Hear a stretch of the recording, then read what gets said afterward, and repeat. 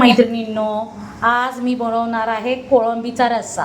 त्यासाठी लागणारं साहित्य: टमाटा, कांदा, कढीपत्ता, घरचं तिखट आणि वाटण. हे 2 वाटण आहे. ओके. आता मी टोपात तेल टाकलेलं आहे, ते चांगलं गरम होऊन दिलेलं आहे. त्यात मी टाकणार आहे कढीपत्ता. तो चांगला तडतडून द्यायचा आहे. कढीपत्ता चांगला तडतडला आहे. आता मी त्याच्यात टाकणार आहे कांदा. कांदा चांगला लालसर होऊन द्यायचा आहे.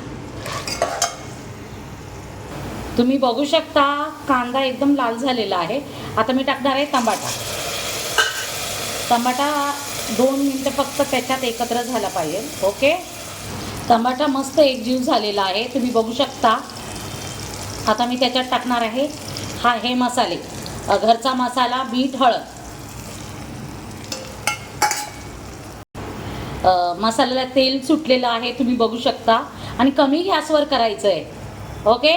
आता मी त्याच्यात कोळंबी टाकणार आहे. तुम्ही बघू शकता मी कोळंबी टाकलेली आहे. बाकी लोक कोळंबी बोलतात, कोणी प्रॉन्स बोलतं. हे सगळं एकत्र करा. ओके. आता मी सगळं एकत्र केलेलं आहे: कोळंबी, मसाले, कढीपत्ता, कांदा. आता तुम्ही त्याच्यावर झाकण ठेवा आणि चांगलं ते एकत्र होऊन द्या 5 मिनटं. त्याला पाणी सुटणार. ओके. तुम्ही बघू शकता पाणी सुटलेलं आहे कोळंबीला. आता मी ह्याच्यात टाकणार आहे वाटण. हे वाटण आहे.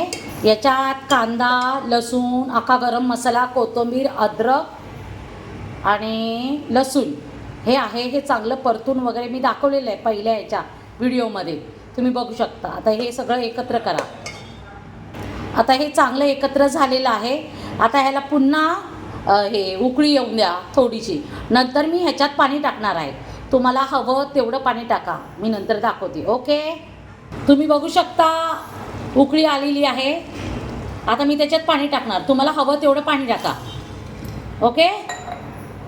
आणि झाकण ठेवा. तुम्ही बघू शकता कोळंबीचं कालवण तयार झालेलं आहे आणि मस्तपैकी सुगंध येत आहे. तर तुम्ही या जेवायला. आणि छान झाले. तुम्ही भाताबरोबर खाऊ शकता. आम्ही ना काळ्या मसाल्यात ग्रेव्ही बनवतो, रस्सा बनवतो आणि हे भाताबरोबर खूप सुंदर लागतं. ओके. तर या जेवायला आणि सांगा कसं दिसतंय ते. बाय.